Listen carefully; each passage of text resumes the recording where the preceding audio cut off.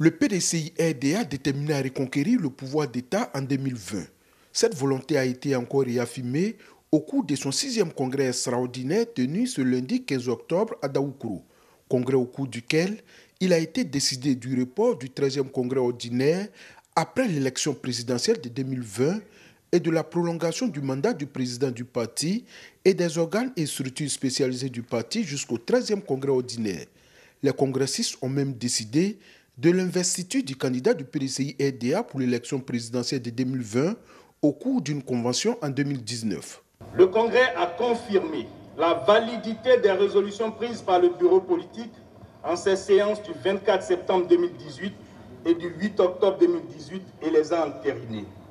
En conséquence, le Congrès décide de dénoncer l'accord politique du 12 avril 2018 pour la création du parti unifié RHDP, d'endosser le retrait du PDCI-RDA du processus de mise en place du parti unifié RHDP. Pour ce 6e congrès extraordinaire, le PDCI-RDA a eu le soutien de plusieurs partis de l'opposition. Ces différents partis invités ont traduit leur soutien au président Henri Konan Bédié pour son combat pour la défense du PDCI-RDA. Le temps est venu de fonder les bases d'un nouvel avenir pour notre pays.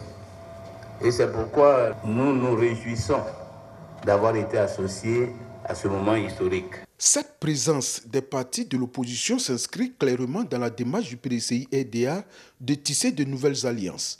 Je rappelle pour mémoire que notre vision du parti unifié a été clairement exposée dans l'adresse que j'ai faite à l'occasion du 70e anniversaire du PDCI-RDA, le 9 avril 2016, où je disais à cette occasion, nous ne voulons pas et ne pouvons pas brader le PDCI-RDA comme beaucoup l'ont pensé.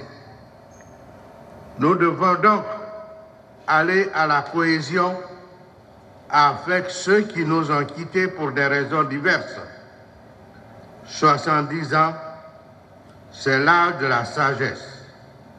Il faut ramener dans la maison du Père les frères qui étaient partis.